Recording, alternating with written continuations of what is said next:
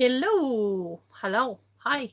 I'm Michelle, and this is my live stream on my thoughts and review of the latest episode of Doctor Who, which this week is Arachnids in the UK, which I did not realise was a pun title until I was talking to Aaron about it, and he said, "Oh, you're like Anarchy in the UK." So no one's here live yet. We've had a couple of people the previous streams who have come in live, so maybe some of them will pop in and say hello again. But in the meantime, if you, well, you're not here yet, but if you're watching this later on, I will share my thoughts and reactions overall, spoiler free, and then after a time, we will be entering the spoiler zone. And as always, my glamorous assistant Forks will be helping hold up the sign. So, Arachnids in the UK. This is not an episode for arachnophobes. Did I like it? I think it's one of those. It's a big monster episode. I mean, I personally don't mind spiders. Let's start with that. I don't mind spiders. I'm not an arachnophobe. But I get if you're an arachnophobe that you might have had problems with this episode, and I'd be interested to see the reviews. The reviews and the numbers. By that I mean I know episode 1 had really good numbers for viewership, and I don't know the numbers for 2 and 3, but I can imagine. Oh, hello, someone's here. I can imagine that. Excuse me, it's a bit warm. This episode, purely for the fact it's the episode with huge f-off spiders in it, logically would have a few less people watching it live. Now, that's not to say people might not watch it back later. I mean, it's a sort of episode that I can imagine. Say my mum's a huge arachnophobe, so it's a sort of episode I can imagine. Maybe mum taping and then having someone watch it before her, so that we can say, cover your face now, and then let them know. So I'm not saying the overall ratings would necessarily be affected, but I can imagine the live viewing ratings could necessarily be affected by people like not wanting to look at the screen. Overall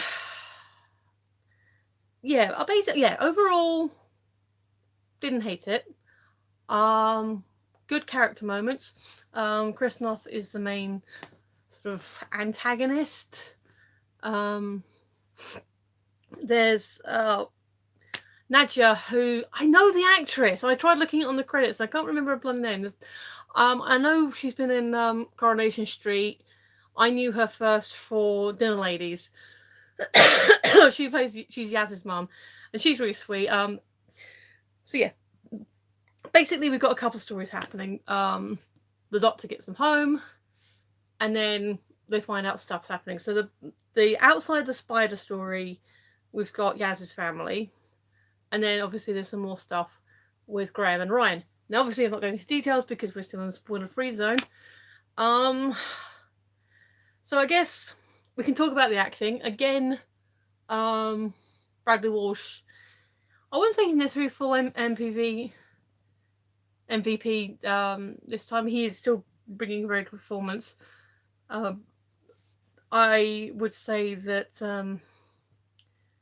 Yaz is definitely coming to her own, coming stronger. Christopher Noth obviously is very good. Excuse me, I have wine. Cheers. But for a few days, actually, it's a little bit on the high tannin side. Yes, acting's good. The acting, everyone's brings the best game. It's Chris Noth's character is kind of, and I will get more specific, but he's like businessman, and he's a little bit seen chewy in that context. But like I said, I'll get into more details when in the spoiler zone. Yeah, honestly, no one who was super cheesy, no sort of dodgy acting. Like last week, we had the guy from the future, who was kind of not the best actor. So I guess the next big thing to talk about in the spoiler-free zone is the spiders themselves. Now, like I said, I'm not a huge. I'm not bothered by spiders in any great degree. But even I was like, okay, that's a big spider. But the effects on them were really good. I don't know if it was CGI model or a combination of the two.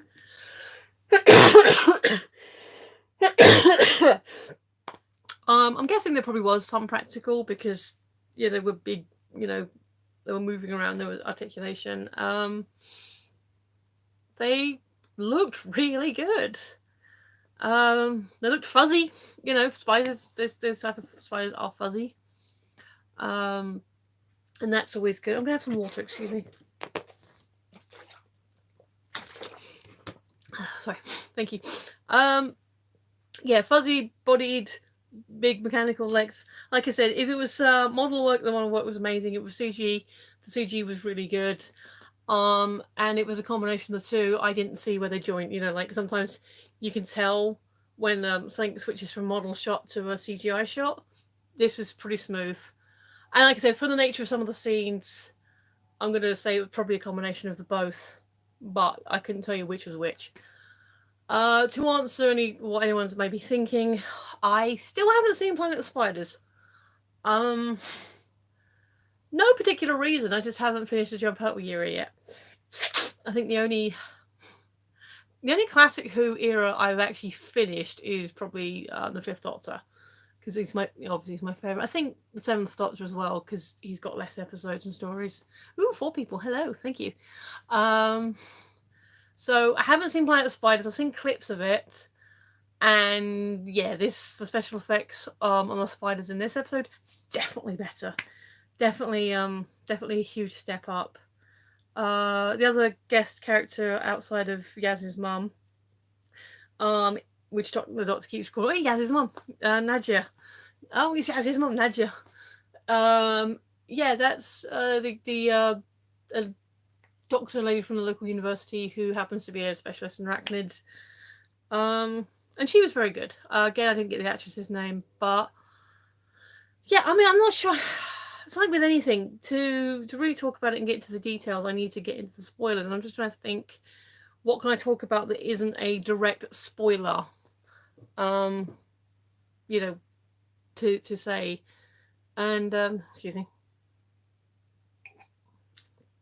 Cheers. Aside from the fact it is well acted, the character development, like I said, there's stuff with Yaz and her family, there's some more stuff with Graham and Ryan, and then there's the overall fact between all 3 of them and the Doctor, the fact that she has brought them home, and then it's like, now what? So that all feels really good. It feels very organic. It feels pretty real. And like I said, I don't think there's a bad sort of line between them. I will address one thing kind of in a non-spoilery way, is that a lot of people have felt that Yaz so far has been kind of the weak link, the one that hasn't got as much intrigue or sort of interest around her. And yeah, she definitely gets her time to shine in this episode. Like with it being, her mum and everything in the misadventures. I do recommend it. It's, if nothing else, because this is the episode where the Doctor brings them home, and that's obvious from the trailer. They are back in Sheffield. I would say it's definitely an episode you shouldn't necessarily skip, because it does explain why they're continuing to travel. Now, whether or not they address it later on, or you volunteered to come with me, it's possible, but it is a good episode. If you are that big a problem with spiders, then I'm not going to say, is that 3 or an 8? I think it's a 3. I'm not going to say yes, it's definitely going to rush out and see it, but I would say if you like Doctor Who and you've enjoyed the series so far, have a cushion, have a non-arachnophobic friend, someone who doesn't mind looking at spiders, to warn you when it's, when you can pull the cushion down again. And yeah, and watch it. I don't think it's as good as the previous episode, but it's not a terrible episode. Where this will rank in my top 10, possibly around the middle. We'll have to wait and see the rest of the episodes. But yeah, good story, good pacing, really good visual effects on the creature work. Yeah, recommended. It is a good episode, and that's without getting specific, I think that is everything I can talk about outside the spoiler zone. Yeah, everyone was really good, and the visual effects were good. All right, so let me just grab my sign, pop it in my Phoenix, and see if we can't get that to.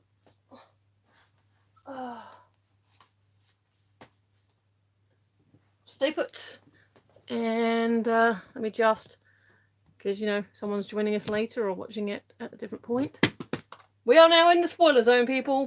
We are in the spoiler zone. I'm gonna start with Chris Noth's character, Jack Robertson. It's the first time. Well, okay, Rosa was quite political in its own way, but this is the first time it's gotten modern political in this series. Now, one of the comments people have made about Rosa was that when Yaz and Ryan were talking, and Yaz said, "Oh, look, and in 50 years they're going to have a black president," I was certainly thinking in my head, and then like, oh yeah, look what happens afterwards. And a couple of other people commented on it. Now they also said, hello, power of a spearhead experiment. That is a fantastic name. I'm just going to call you Power, but that is an awesome name. So yeah, he's Jack Robertson, Christopher Noth's character. Oh, thank you for the thumbs up as well. Is a business type person who, people were saying that, on the one hand, yeah, it's nice that she said that there's a black president, but on the other hand, it's like nobody mentioned Obama by name, nobody mentioned, and then what happens next. This episode, Trump is actually name checked because my name's Len. Oh, hello, Len. That's my dad's name as well. All right. Hello, Len. Because they all recognize him. Like, it's quite a funny moment actually. Because like Yaz and obviously Ryan and Jerem and everyone's like, "Oh, it's you, isn't it?" Graham, "Oh, it's you," and he's like, "Yeah," and the doctor's like, "Oh, you're famous. You're someone I should know." And I was like, "Well, yeah." Like, "You're Ed Sheeran. Everyone talks about Ed Sheeran at the moment, don't they?" And like, "I'm not Ed Sheeran." And I know Graham's like, "He's going to run for president." Like, Ed Sheeran's running for president, which was quite a cute moment. Now, just as an aside, I'm not a huge Ed Sheeran fan. I don't quite get the appeal, but he seems like a nice lad, so I'm not gonna disparage on him. But yeah, so it's the doctor lady, the girl from the university whose name I can't remember. She actually says the only reason you're going to be running for president in 2020 is because you hate Trump. You've hated Trump for years. So we get a direct name drop for Trump. We get another business person saying they want to go into politics and run for president. But the way his character is presented, as this hotelier, business person, it kind of makes sense. I like the spider effects in this one, as the CGI look good, better than some of the Moffat stuff. Yeah. Thank you then. No, I was just saying that I think if it's model, I like I said, if it's some model work in there, which wouldn't surprise me given some of the visual effects, I couldn't tell the difference between model work and CGI, and that is very cool. So yes, salute. So yeah,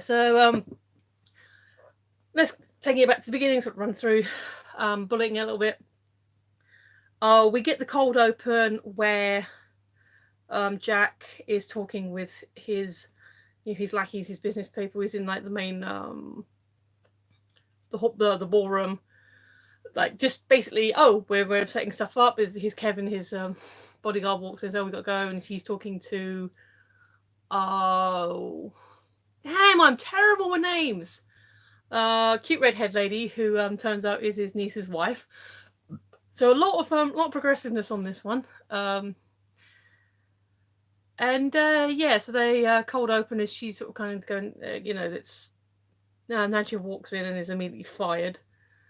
And I'll say cold open, it's like yeah, that's basically it. So we're introduced to these characters, him being a bit of a hole, and everyone's gone away. I'm sorry, and but the wine, the bounce back, and he immediately fires Nadja, and that's not very nice. And then we get the Doctor and the gang in the TARDIS. Now, actually, we get the TARDIS first, and I think I don't know if it hasn't happened quite this way yet. We get a lot more of the TARDIS in the vortex, and it has the tunnel effect. So they go through the tunnel, and then it has like lots of other like a cave system, like a porous cave system. And then the TARDIS flies through another hole, and it's kind of like, so she drops out of one tunnel, is in like a cavernous area, then she's like drops through another tunnel, and it was really, really pretty and really, really cool and different, and like something I hadn't really noticed before. I don't know if they've done that, if this is the first time they're showing off that effect. It was certainly the longest time we've been in the vortex so far this series, so maybe it just, that's it. But that was really cool. Like, oh, that's really pretty, and a different way of interpreting it. And you could make the argument that the time tunnel, the vortex, whatever you want to, it's always, why would it change? Why would it necessarily? Well, the TARDIS has changed, and she's been through some stuff, so maybe the way she's interpreting, we're just interpreting it a different way. Anyway, I liked the vortexes, and I'm spending too much time on it.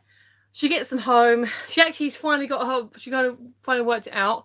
They're only because Yaz looks at her phone, and because she lands on Yaz's doorstep. And she like looks at her phone, and she's like, "Oh, I'm home. Oh, no messages." And the Doctor's like, "Well, you've only been gone half an hour." And they're like, "Really, half an hour since the warehouse?" And I'm like, "Yeah." And then they're kind of doing awkward. So this is it then, I guess. I've got you home. You're safe. And Yaz is like, "Do you want a cup of tea?" And I'm like, "Oh, tea, Yaz is great." And so that's. We meet Yaz's family. Her dad, who's really fun, and her sister, I think they said his name is Sonia, who immediately starts flirting with Ryan. So yeah, he's a really nice bloke. He's like, "Oh, she's got friends. I'm making dinner. Come and sit down and have some dinner with us." And then he's collecting rubbish, and the Doctor's like, "Oh, rubbish? Is it a collection? Is it like stamps?" And turns out he's got a whole conspiracy theory that there's something going on with rubbish, and because you're, as you work with the police, you should be dealing with this. He's like, "Hey, I'm looking into it." So we've kind of got, there's a problem with the rubbish. And having worked with the council myself, I wouldn't know if that necessarily comes under fly tipping, because it's like normal domestic type waste, like some big tubs and stuff, but not what you'd necessarily consider fly tipping, but definitely excess rubbish. And for some reason, he's decided the way to investigate it is to bring it into his apartment, into his flat. But he says it's evidence. So yeah, they're really sweet and charming. And then whilst she's there, Yaz gets a call from Nadja, and she basically goes off to say, "Oh, can you pick me up from work?" Like, "Yeah, of course, I'll be there." And she's visibly upset. So that's how Yaz ends up with her mum at the hotel, because her mum's supposed to be a manager at the hotel. And then the Doctor's like, "Oh, you've got a parcel card," because you do see someone knocking on the neighbour's door, like saying, "Yeah, Nanny, you're there." And so she's going, "Oh, you got a parcel? I'll go get your parcel while you're making your bad tempura, or whatever it is that he was making." And that wouldn't be tempura. Anyway, he's making dinner. The sister's like, "Don't let him cook. He's terrible." And she goes to the thing, and then meets the who we find out is the doctor professor from the university. There are spiders. That's where we first meet our first big spider. The poor lass that she's been missing for a few days has been cocooned in big spider webs, and it's a little bit creepy. Meanwhile, Graham decided not to go straight to the Yaz's, but he went to his house, because it turns out Yaz and Ryan and Graham are only like down the road from each other. And this is where I say, this is where I was alluding earlier to the fact that, Bradley Walsh is still the one, MVP, he's still the one bringing it. He goes into the house and he just sees Grace's ghost everywhere. which is really nice. We get to see Grace, her actress, gets a bit more screen time. And like saying stuff like, now you're gonna have to learn to change the Hoover and find out where I've hidden the Hoover bags, and normal rubbish is on Fridays, recycling's twice a week, all this kind of silly domestic stuff, and he's really kind of just, he's sad. He's still mourning the loss of his wife, and he has his lovely quiet moments in the house, kind of dealing with that, and that's really, really well played. It's understated, but it's played very nicely. So that's kind of where the kind of subplot with Graham and Ryan comes in, because he finds a letter on the doormat that is Ryan's dad's handwriting.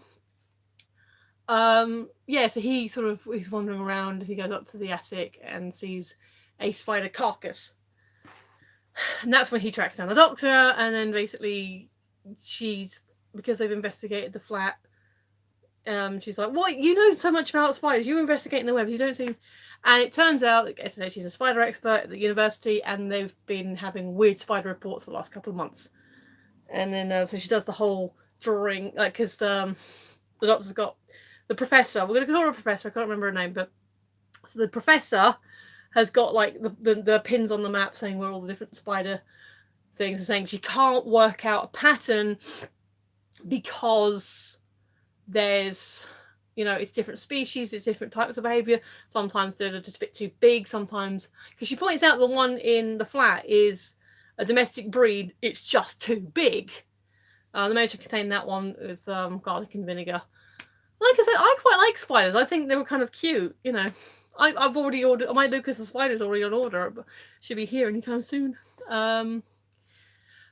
So thinking. Yeah, so the doctor draws on the map saying, "Oh, we don't know, we can't find a pattern." And she's like, "Maybe it's not a pattern, maybe it's a message." Starts drawing all over it, and then of course she makes this big web of loop, and the only thing that isn't crisscrossed is in the middle, which is, of course, the hotel. Now, I will say there's kind of one point about that, is if you're trying to make connections and make patterns and stuff, why wouldn't you crisscross the middle? Why would you automatically go around the edges? But that's just a nitpick. I suppose in theory, if you were still cutting across and crisscrossing, it'd still converge. So, yeah, I guess that works. All right, we've worked it out. It just makes it visually pretty, because they did the fade out to where the hotel was, and they're trying to work out. This is where the big spiders come in. So they all Yaz meets up, and Jack and Kevin pull the gun on him, "What are you doing? You were told to leave." And this is my daughter, and I told her to, she's just picking me up from work. "Oh, how sweet. Well, you've got to leave, I'm American, my guy's got a gun." And I like the spider effects in this one, as CGI looks really good. Betters. You've already said that. Why has that come up again? Oh, here. Back just went to feed my 10 cats.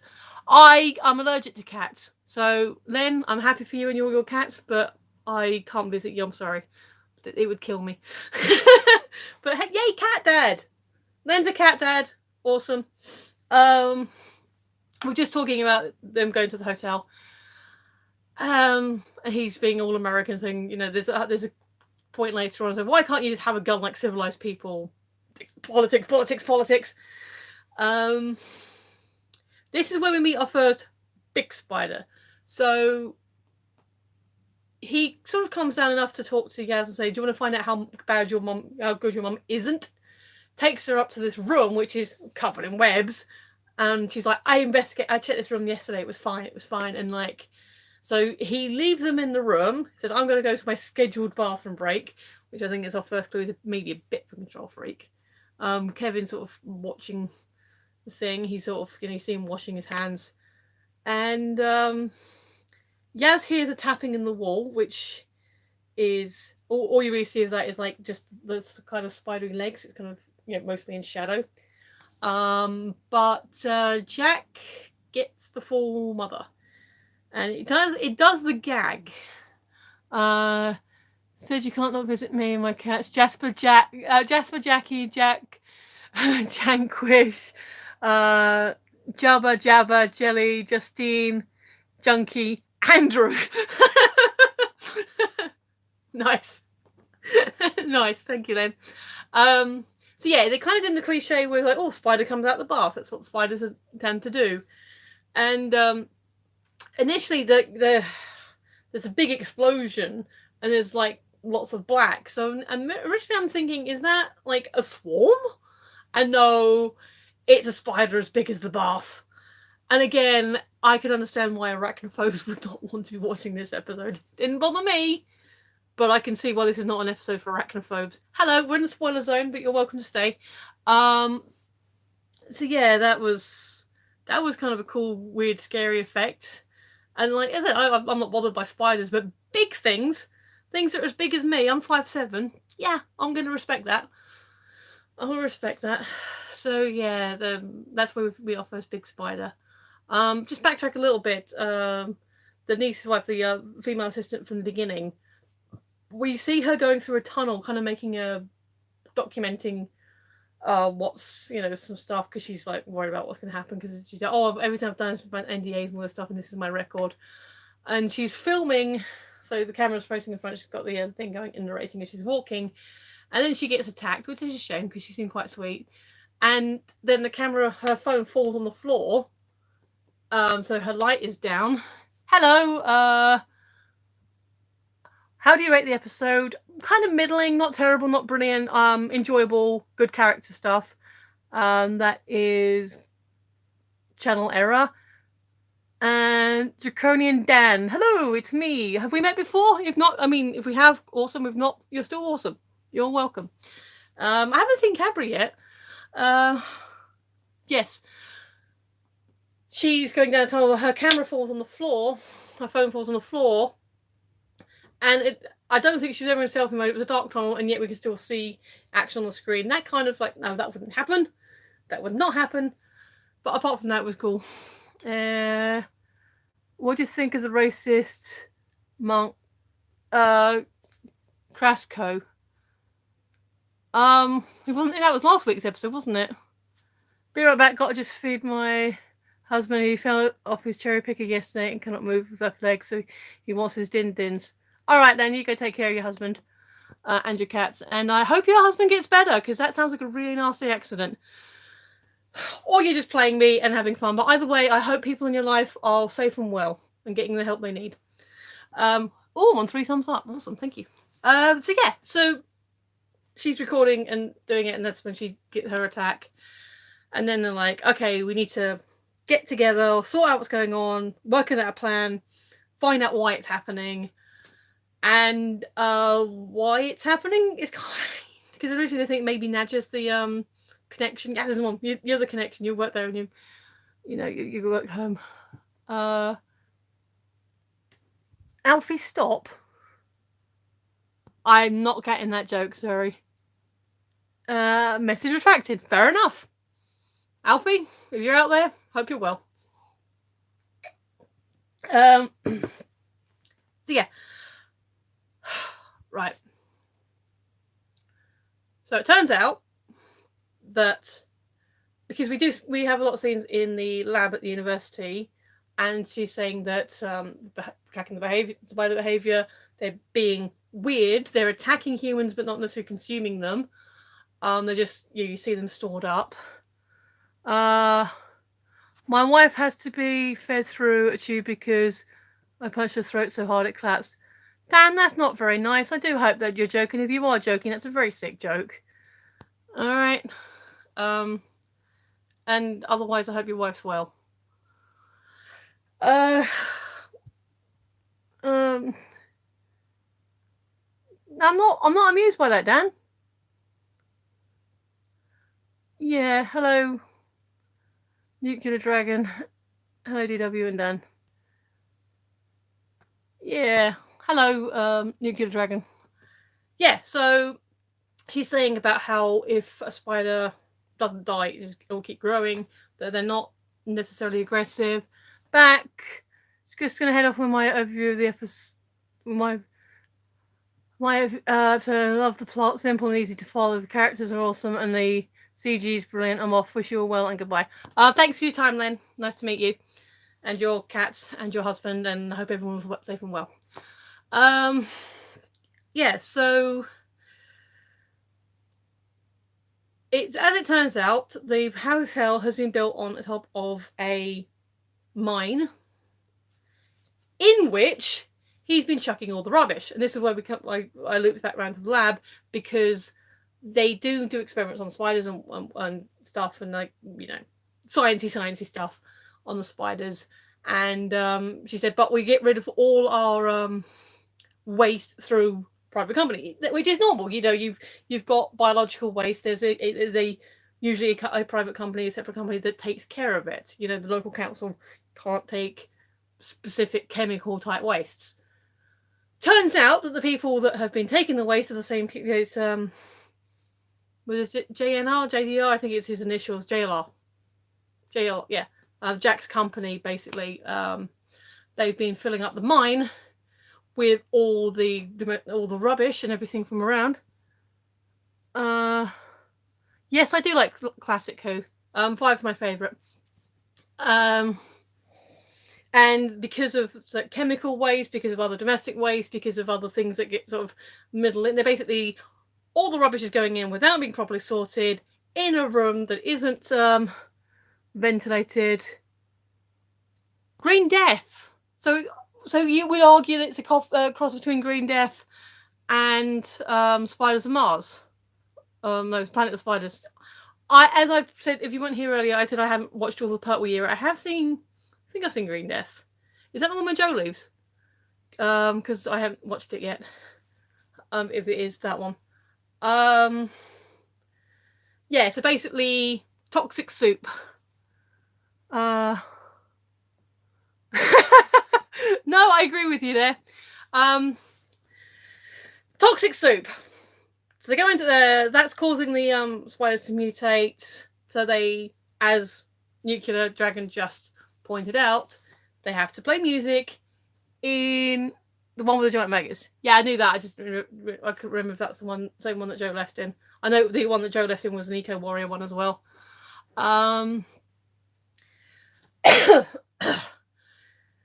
They find Jack's panic room. He's got a load of food in it. They're like, we need to trap the spiders, get them all to self-contain so they can die, basically, because what's happening to them. Basically, they're stirring up the spider ecosystems because they're running around confused because they're too big and messing up the local population with their hormones. Yay, I got it right. Thank you. And yes, as ND referred to, they play horrible music. Basically, the spiders are attracted to vibrations. That's how they track their food. So they entice them into the panic room by playing really horrible trap music. I think they said Raise FM or something.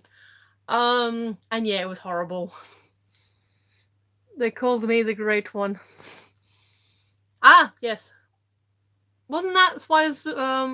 Spiders, not Green Death. Like I said, I haven't watched Pertwee a lot.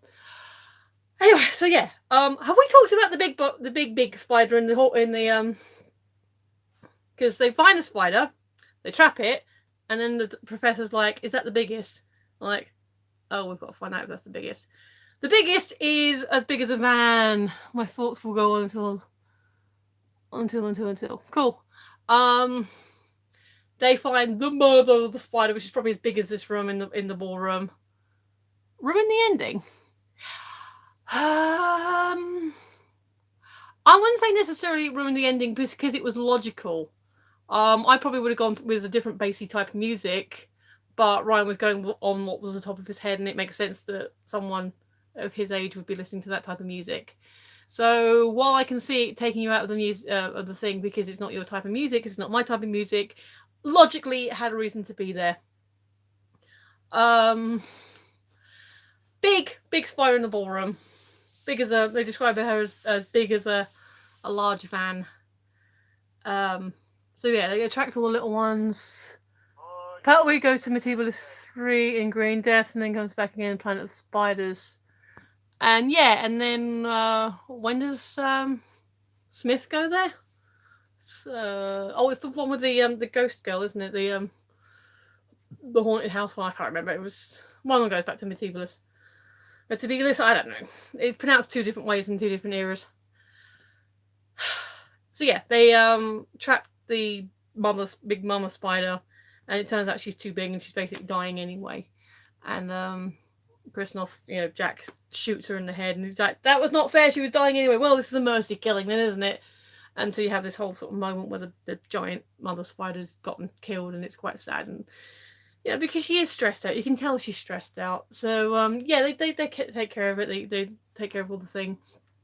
Going back to Ryan and Graham, and the letter that Ryan gets from his dad. Basically, Ryan's dad apologizes for not having been at the funeral. Said he's sorry about, Grace, who's Ryan's dad's mum, and says, "Oh, you can come live with me now. You're proper family." And Ryan's like, "I don't like that thing, that proper family. He's not been there. Graham's been there for him." So, regardless of any other decision that he makes, and we will get to that in a second, I get the impression that Ryan is happy to, at least for now, continue staying with Graham and sort of, being a family together. So they save the day, capture the spiders, the mother gets killed, and presumably, I don't know what happens with the hotel. I don't know if they clear out the rubbish underneath or what happens. But, Robinson, he's kind of ruined now. So that was the overall story. At the end, Gez sort of goes back with her family and talking to him. Her dad's putting all the rubbish away. See, I told you it was a conspiracy. Conspiracy with all this rubbish. Oh, that was a really cool line. So Nadja has some really awesome lines. But one of them, they follow into the tunnels where the young lass was killed or captured, and that's where Kevin's body was taken as well. And they see them sort of all in there, and like, "Oh, you can't go in, that danger sign, restricted access, or any kind of danger, no entry sign you can think of. It's all over these doors." And so, of course, the Doctor sonics it open, and they all go in. And like, "You're all going in, but not you!" Like, trying to block Nadja's, this Jack trying to block Nadja's entrance into this tunnel. And she's like, "You're not the boss of me anymore," and just ducks under his arm. "Oh yes, that was awesome." And then later on, when she's, they're looking at this big pile of crap and rubbish and everything, and said, "So there is a conspiracy. My husband's right. Do you have any idea how annoying it is that my husband's right?" I thought, yeah. Yeah. So she had some really cool lines. She had a couple of interesting moments with Yaz and the Doctor, and then Yaz and Ryan, where she's like, "So how do you two know each other? You're seeing each other?" And like, the Doctor's like, "I don't think so, are we?" And I'm like, "No." So like, but then she asks if Yaz and Ryan are a couple. So does Nadja think that Yaz is bi, or potentially bi, or is Yaz bi and we just don't actually know yet? Or is she just really cool with the idea that she could be gay or bi or straight or whatever, and just like, that's her way of saying, whatever you are, I don't care. From Yaz's behaviour that we've seen so far, and the fact she does seem a tiny little bit flirty with Ryan, I would say that possibly she is mostly straight, but who's to say? But it's also kind of sweet that the Doctor seems to be kind of okay with the idea that she and Yaz might be a couple. There was a video by Council of Geeks, Nathaniel, was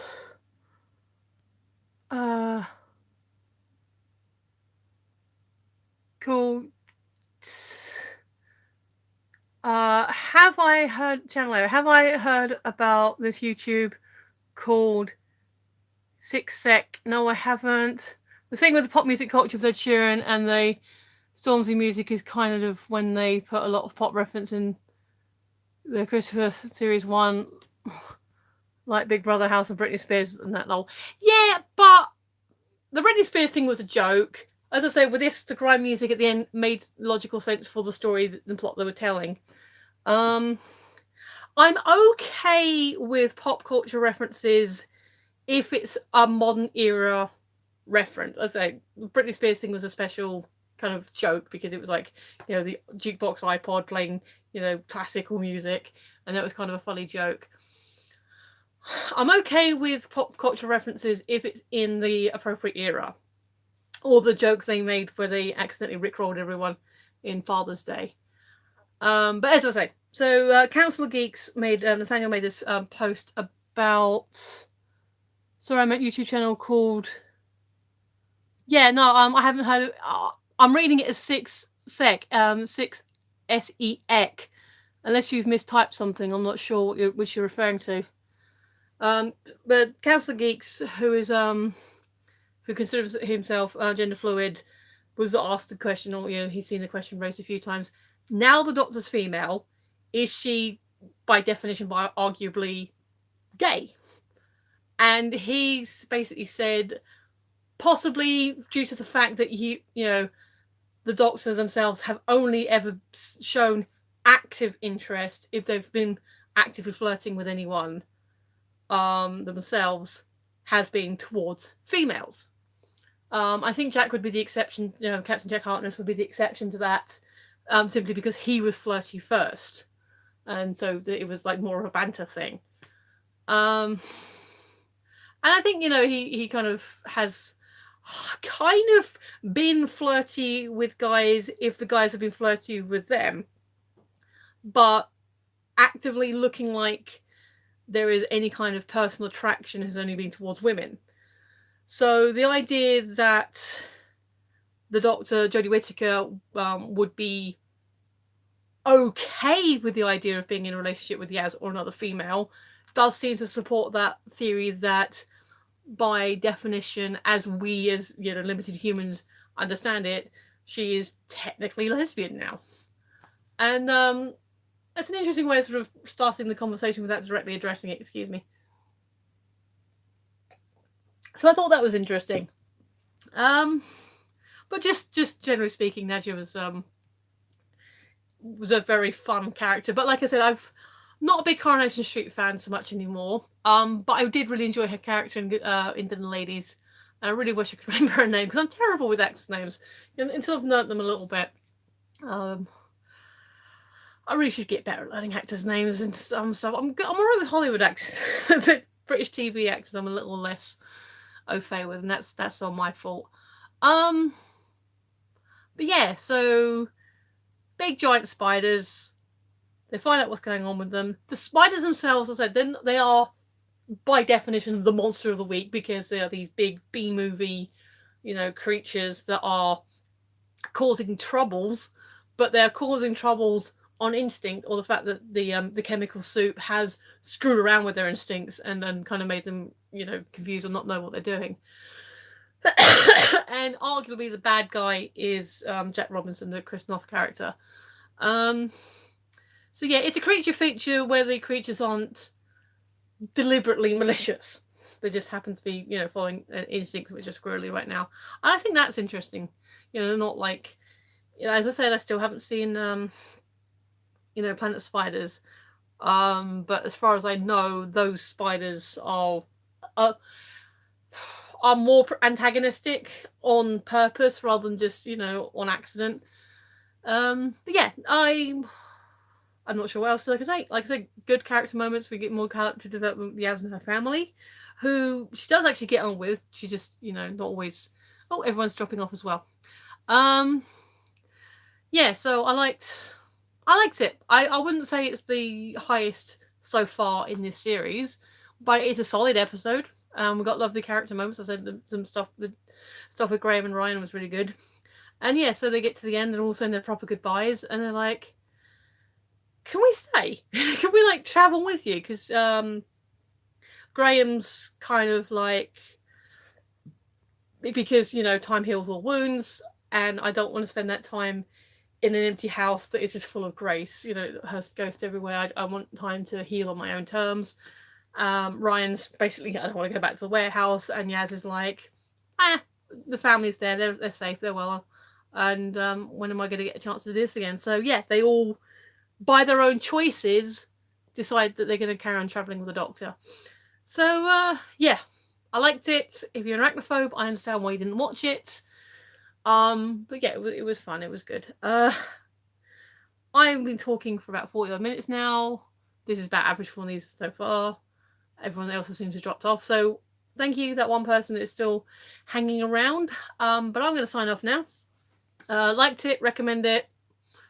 Not best, not the worst. Good visual effects, well acted. Thank you for watching. If you have been, you are awesome. If you watched live, thank you. That I appreciate the little bit of banter we had. And if you're watching it later on, cool. Thank you. You're more than welcome. I've been Michelle. You've been listening, and I will see you next week. Bye.